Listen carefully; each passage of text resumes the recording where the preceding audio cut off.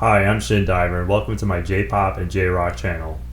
Recently, South Korea has been embracing 80s J-pop music, or better known as Japanese city pop, according to NHK World. Let's look at this video here from NHK World showing this new phenomenon that is currently sweeping South Korea and all over social media, really.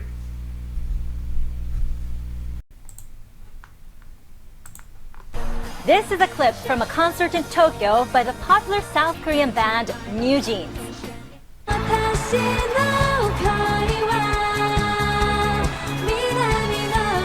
Along with their own songs, they also sang a popular Japanese song that was a big hit in Japan back in the 1980s. Footage of the New Jeans concert went viral and soon spread across South Korea.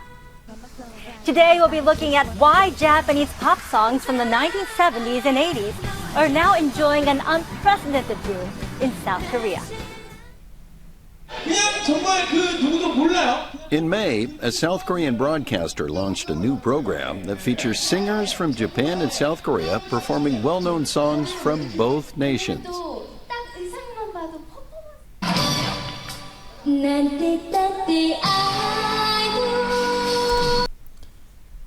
Yeah, so just to pause it here for a second, I just want to comment on how everything we've seen so far from these performers and this music, this overall style and vibe that they're giving off, if you will, to me it's just coming off really flashy and fun. And for all intents and purposes, I think that's what they're going for. I think they're doing that on purpose to give us that kind of flashy and fun kind of style. Let's continue.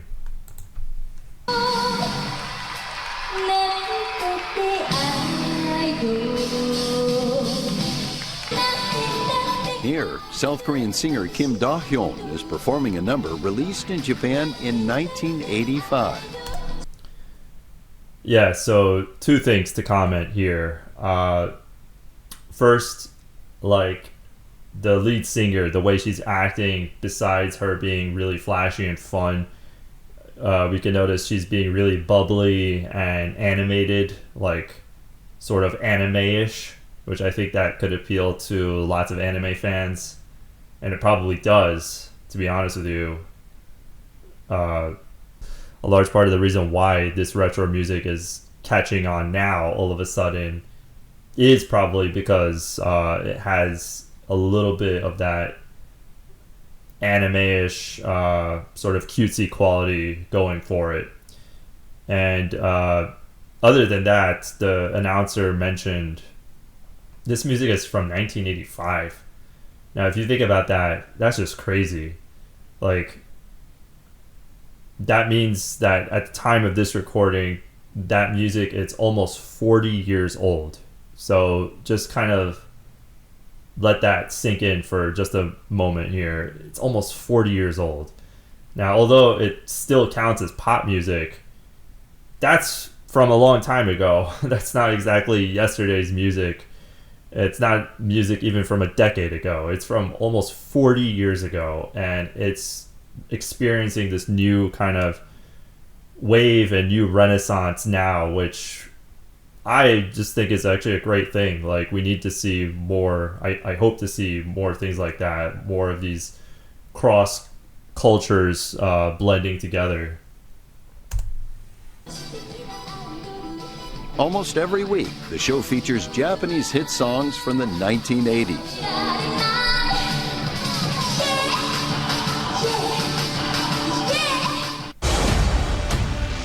This hit show followed a series of programs aired this spring by the same broadcaster, featuring teams of Japanese and South Korean singers performing popular songs from the two countries. It became an unprecedented hit. Yeah, so just to pause again and for me to comment here, the broadcaster mentioned how there are teens, teens from both nations. So to me, that also, it obviously, it crosses generational boundaries. It's not just appealing to, let's say, just 20-somethings and 30-somethings and 40-somethings. It's, this is appealing to teens too, so a very young audience.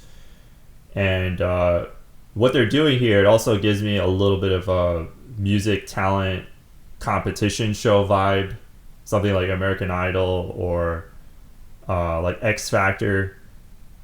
But unlike those shows, I think what they're going for here has a little bit more purpose and a little more objective, if that makes sense.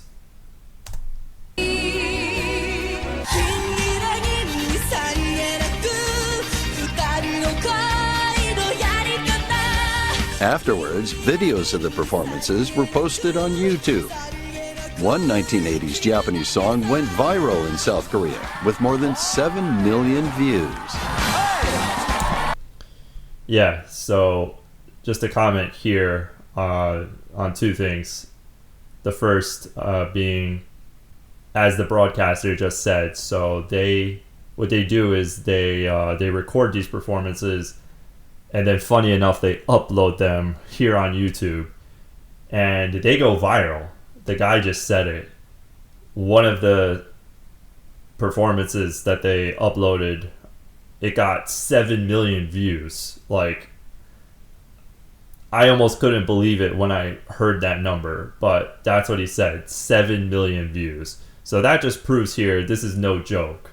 That just proves this really is a phenomenon, a new wave that has caught on, whatever you want to call it. So that is what it is. And I also wanted to comment somewhere around here. It's a little bit tricky to catch. But yeah, like here, I think this is a good still to comment on. I wanted to comment a little bit about like their fashion, what they're wearing. So it gives off more of that flashy, eccentric kind of feel, like what I was talking about earlier, a little bit more. Like the lead singer in the middle, she looks like she's wearing a yellow jumpsuit, so something reminiscent to like Bruce Lee or the bride character from Kill Bill, the movie Kill Bill.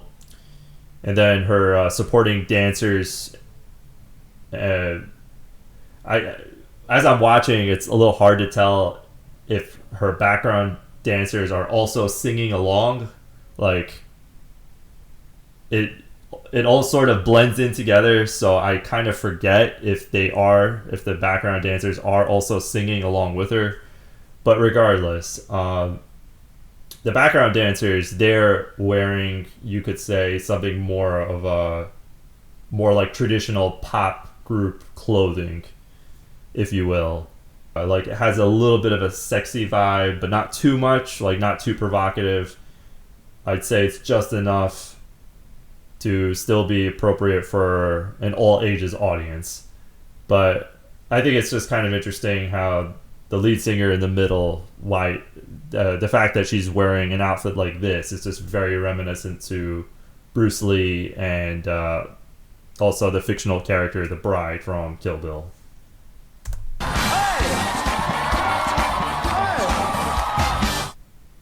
Previously, Japanese music was rarely heard in South Korea due to deep-seated public sentiment dating back to Japan's colonial rule up to the end of World War II, and to nurture homegrown Korean culture.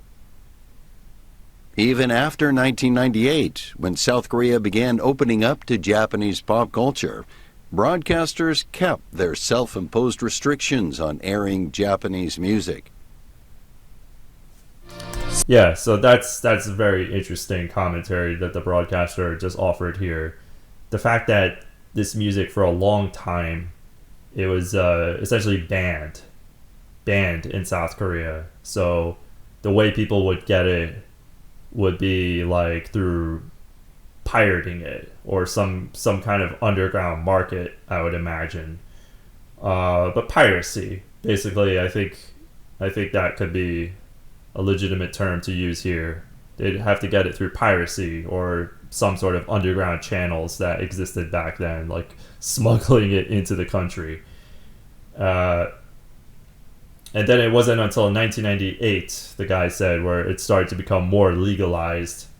But even at that time, from what I read about, it was still even though it was legalized, like more Japanese media and Japanese music, it was still relatively suppressed. So it wasn't like easily available just anywhere and everywhere. It had limited availability, let's call it that.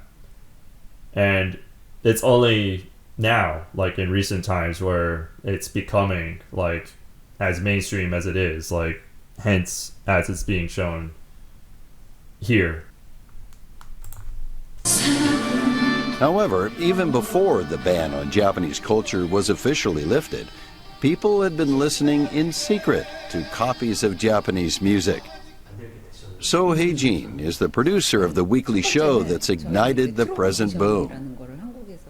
I was born in 1970, and as a student in junior high, high school, and university, I was heavily influenced by Japanese pop music. I was sure that people of my generation would feel the same nostalgia for the old days, listening to the Japanese songs that were big hits when we were in school. That's why I created this show. Yeah, so that's pretty interesting. That woman, like it was mentioned there, she's responsible for bringing these shows to South Korea, this kind of new wave. And she just confirmed that like her and her friends and peers in her generation, they would listen to that J-pop music and probably consume any other type of Japanese media, especially the J-pop music, in secrecy. So in other words, they obtained it through means of piracy or underground channels, just as I mentioned before.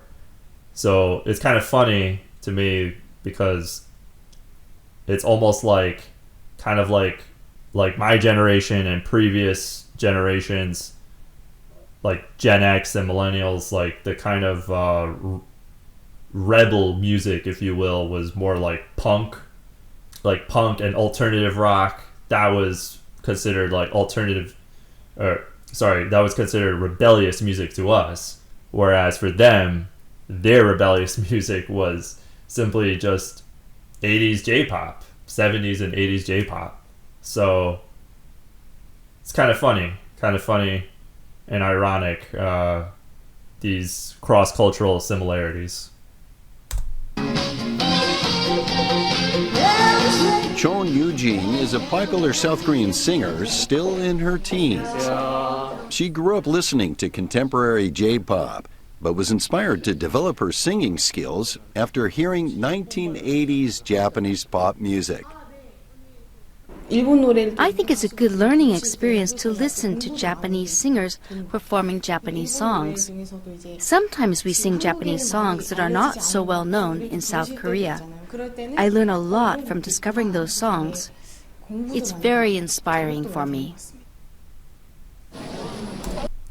There we go. So young person, I don't remember what they said, what her age was, but regardless, young woman discovering this music for the first time, and it's inspiring her enough to learn it and to go out and sing and perform it live in front of crowds.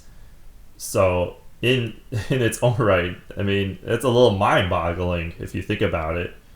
Music from before her time, it's so inspiring to her now that she feels compelled to carry on that legacy, even though it's from before her time. Thanks to the TV show, a number of Japanese singers have now begun performing in cities like Seoul and Busan.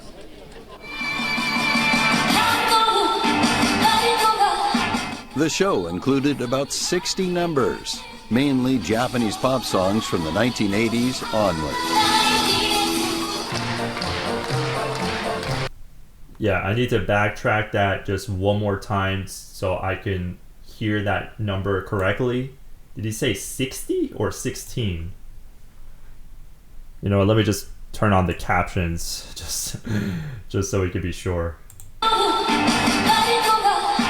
The show included about 60 numbers, mainly Japanese pop songs. Yep, he said 60. That's what I thought he said. So I heard that correctly. So they included about 60 numbers, mainly Japanese pop songs. Again, these numbers are staggering. About 60 songs, mainly Japanese pop songs, and one of those performances that was uploaded on YouTube getting 7 million views. So these numbers, let's face it, they are staggering. From the 1980s onward.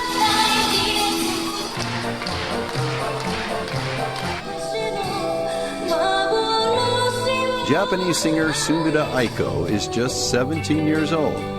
Since being invited to appear on the South Korean TV show, she now performs in both countries. She feels the spread of the old Japanese pop music has helped open the door for her. Again, 17-year-old girl performing these songs. So these songs way before her time. So if she's 17 around the time of this recording, this music is more than twice her age. So that's, if you think about that, again, just kind of mind-blowing, if you will.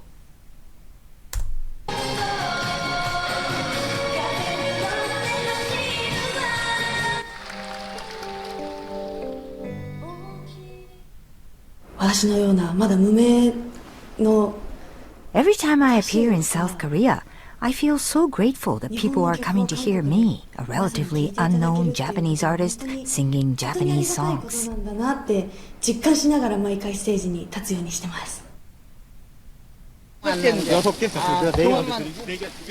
Park Hae-chun is one of Sumida's big fans. He didn't used to listen to the old Japanese pop music, but after seeing the TV show, he became captivated by the singers and their songs. Japanese singers have the most beautiful falsetto voices. I don't understand the lyrics, but the melodies are very moving. Yeah, so this older gentleman here, well, he looks middle-aged. He never even grew up on any of this music from the 70s or 80s when he was, a younger guy, like going to high school and college. He didn't grow up on any of this music, as he said, but he became a new fan and captivated by it thanks to these TV shows being put on in his country. And he doesn't even understand the lyrics, which makes it even more, just that much more interesting, and because he still enjoys listening to it. And I think that speaks for music in general, music on its own. Like, it has this power to kind of cross over cultural boundaries, no matter what, like no matter what age you are, what your upbringing was. It has the power to blend through cross-cultural boundaries. So that's a pretty cool thing, I think. The show's producer says South Koreans' feelings have changed significantly since the time when self-censorship of Japanese music was widespread. I think the sentiments of South Korean people have changed greatly. They have developed a kind of civic consciousness that can differentiate between culture and politics. And this is a new era. And I think both Japan and South Korea can promote this kind of cultural exchange. And this could stimulate more areas of exchange that could lead to relations developing further. Yeah, there you go. I couldn't have said it better than what she just said right there. Like, this music, this new wave of this, this music making a big comeback, it's exceeding all other filters, like what used to be banned music, cultural prejudice, racial prejudice, discrimination, politics, civics, like all that stuff that she just mentioned there, that I couldn't have said it better than how she just said it. It's this music, it's exceeding all of that tenfold. So again, I think that's a really great thing. That's a really special thing, really. We're joined by Aoki Yoshiyuki, NHK's former Seoul bureau chief, who filed this story. Great to have you with us, Yoshiyuki. Thank you. And reporting on Japan-South Korea soft power for a change. Well, who knew there's such ardent fans of the same retro Japanese music that I grew up with? Oh yeah, I'm from that generation too. And in recent years, Japanese pop music from the 1970s and 80s have been picked up in many countries. But what makes South Korea different is many people there listen to that music in real time, even though those songs were banned until the turn of the century. When I was working in Seoul, I was very surprised to see people my age singing those songs at karaoke bars. And there are also a number of bars in Seoul where owners display their record collections, including Japanese albums from the 1980s. Many of the people drinking there seem to be still in their 20s and 30s, so now we can say the music appeals across the generation in that country. And there's another level too. Clips of music programs on South Korean television are posted on their YouTube channels right after they've been broadcast. Some go viral, as we saw in our reports. And many broadcasters are still self-regulating Japanese music, so but people can easily access those clips. Well, you know, Yoshiyuki, in Japan, South Korean TV dramas and K-pop have been so popular in the last 2 decades. Do you see this trend having a positive impact on bilateral relations? One expert I spoke with said sharing each other's culture has many benefits. Yeah, so like that guy said, I mean, he basically kind of echoed what I was just saying and added to it with his own spin. With his more informed take than me, that like people from his generation, even people from his generation, they're singing these songs at karaoke bars, and the fact that it is producing this, this cross-cultural waves and awareness between all ages, not just younger generation but all ages. And when the woman asked, do you think this will have a good effect on bilateral relations? He said that research and studies showed that it does have a positive effect.